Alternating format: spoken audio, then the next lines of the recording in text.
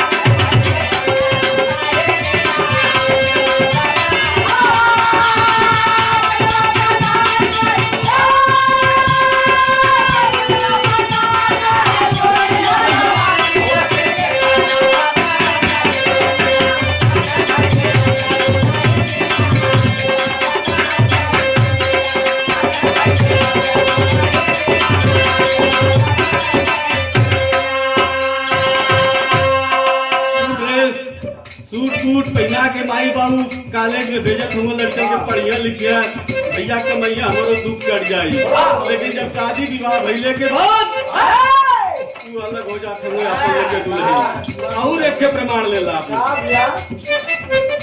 चेतना बताई भैया गवाही दे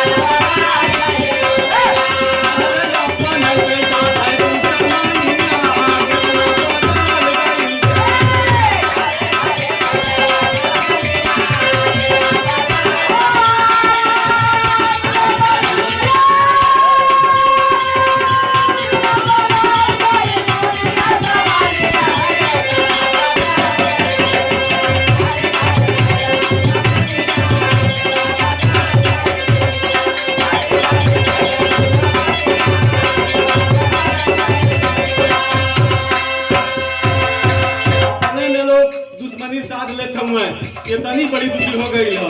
एक लाइन और बात कि हो मैं कह रहा बजारा विधि करके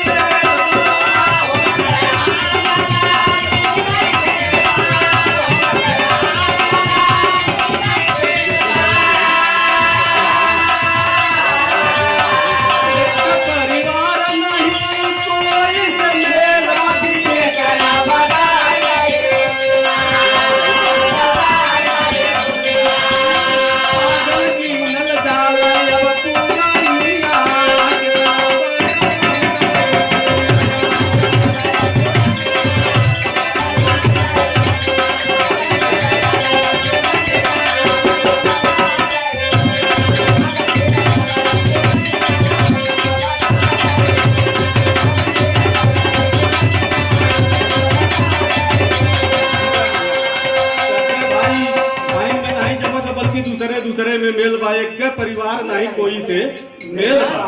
और का पहले के गवैया बिरहा गावा वीर गावा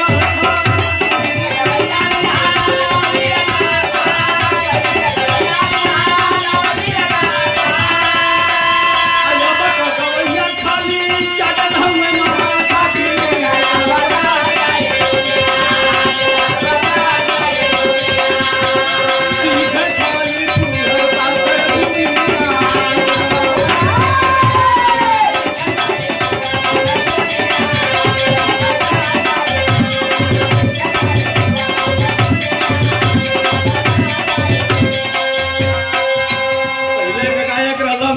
भैया जैसा लोग अच्छी अच्छी चीज बतावे। आजकल का गाना तो ऐसा हो गल बा क्योंकि कहूँ में भी संकोच लगा, लेकिन अभी का जमाना बा। लास्ट बार दूसरे आने का बच्चा बा